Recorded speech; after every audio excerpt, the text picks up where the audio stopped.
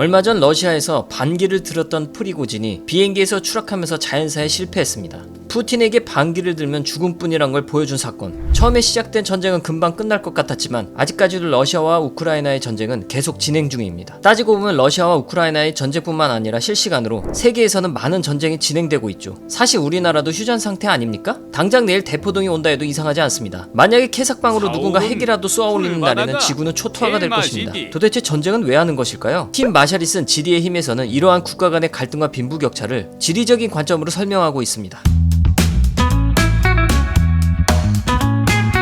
이 책에서 첫 번째로 다루는 나라는 바로 중국입니다. 워낙 땅덩이가 넓어서 다른 나라와 인접해 있는 지역이 많고 그만큼 하루가 멀다 할 만큼 갈등도 많은 나라죠. 2021년 기준 14억 명으로 우리나라 인구의 약 28배나 되는 어마어마한 나라입니다. 땅의 넓이가 세계 4위지만 비옥한 땅이 많아서 인구도 많습니다. 하지만 땅의 넓이가 이런데도 경제대국 세계 1위 미국을 따라잡으려고 땅을 야금야금 넓히고 있습니다. 지리의 힘을 적극적으로 활용하는 중이죠. 대표적으로 티베트와 신장 위구르가 있습니다. 두 지역은 외부에서 중국으로 침략을 막기 위한 훌륭한 방패 역할을 하고 있는데 티베트는 인도, 신장 위구르는 8개 국가들이 중국 중심부로 쳐들어오는 것을 막아주죠. 가끔 인도와 중국 국경지대에서 갈등이 많이 일어나 몽둥이로 서로 마사지를 해주기도 합니다. 그런데 인도와 티베트 사이에 히말라야라는 천연 장벽이 존재하여 인도가 쉽게 쳐들어오기 힘들게 하죠. 물론 핵전쟁이라면 아무 의미가 없긴 하지만요. 그리고 같은 이유로 8개의 국가 인접해 있는 신장 위구르도 다른 나라들이 중국에 쉽게 쳐들어오지 못하게 하고 게다가 신장 위구르에는 유전도 있으니 중국이 가진 욕을 먹으면서도 절대 포기할 수 없는 지역이 돼버렸습니다. 그리고 핫 이슈인 대만도 중국의 해상권을 확보하기 위해선 절대 필수인 지역입니다. 대만 때문에 중국의 해상권이 상당히 방해를 받고 있기 때문에 미국은 대만의 이러한 상황을 활용해 중국의 힘을 견제하는 중입니다. 미국은 아무런 이견의 여지가 없는 최강대국입니다. 미국의 역사가 짧은데도 불구하고 최강대국이 된 이후에는 지리적인 축복이 내려진 것이 틀림없는데요. 우선 대표적으로 루이지애나 지역을 미국이 프랑스에게 사들인 것입니다. 이 지역의 이름에서 알 수 있듯이 프랑스령인 지역이었는데 프랑스의 나폴레옹은 이 어마어마한 땅을 미국에 팔아버립니다. 넓은 것도 넓은 건데 미시시피 강이 흐르고 있는 이 지역을 미국에 돈을 받고 판다는 게 정신줄을 놓은 건가 싶지만 나름 그 이유가 있죠. 전쟁 중이던 프랑스는 관리도 힘들고 재정적으로 여유가 없던 터라 팔아버린 것으로 그냥 미국 입장에서는 천운의 타이밍을 가져갔다고 할 수 있는데요. 이 기점으로 서부로 진출하여 스페인과 멕시코를 모두 몰아내고 태평양과 대서양에 이르는 광활한 영토를 얻게 됩니다. 그리고 알래스카 지역도 당시에 왜 사냐는 국민들의 비판에도 불구하고 러시아에게 돈으로 사게 되는데 이곳에서 유전이 발견되죠. 캘리포니아에서는 금이, 알래스카에선 유전이 발견되니 신은 미국에 대해선 주사위를 던지지 않음이 분명한 것 같습니다. 불공국, 상남자의 나라 러시아는 세계에서 제일 큰 나라로 유명하지만 어찌된 일인지 인구는 그에 비해 미약합니다. 러시아에 일상하면서 인터넷에서 돌아다니는 걸 보면 납득이 되는데요. 땅이 넓어도 워낙 척박한 땅이 많다 보니 땅의 활용도가 떨어집니다. 그리고 부동항도 없어서 해양에서 힘이 없다 보니 우크라이나의 크림반도를 차지해서 부동항을 얻으려고 하죠. 그래도 역시 강대국은 괜히 강대국이 아닌 것이 다른 이유도 많지만 지리적 이점으로는 천연가스가 나오는 나라입니다. 이 가스들은 파이프를 타고 유럽에 천연가스를 공급해주기 때문에 유럽은 러시아의 눈치를 볼 수밖에 없습니다. 게다가 독일은 무려 50%는 러시아에게 천연가스를 의존하니 러시아와 우크라이나 전쟁에서는 소극적이며 100% 의존하는 러시아의 옆에 나라들은 말할 것도 없죠. 9.11 러시아가 밸브를 잠그면 유럽의 카오스는 불보듯 뻔하니 러시아는 이 천연가스를 무기로 삼고 있습니다. 앞의 나라들과 비교하면 사실 지리적인 이점이 전혀 없는 것이 대한민국입니다. 금과 유전이 나오는 것도 아니며 적을 막아줄 산맥이나 사막이 있는 것도 아니죠. 일본이 우리나라를 통해 중국을 공격한 역사를 보면 오히려 강대국들에게 훌륭한 경유지가 된 것 같습니다. 지도를 보더라도 진짜 애매한 위치이긴 합니다만 오히려 삼면이 바다로 둘러싸인 저 지리적 환경이 수출 강대국으로 만들 수 있던 비결이 아닐까 생각이 됩니다. 현재로서는 강대국들의 위협이 아니라 저출산 자살률 1위로 자체 소멸이 더 현실적이지 않나?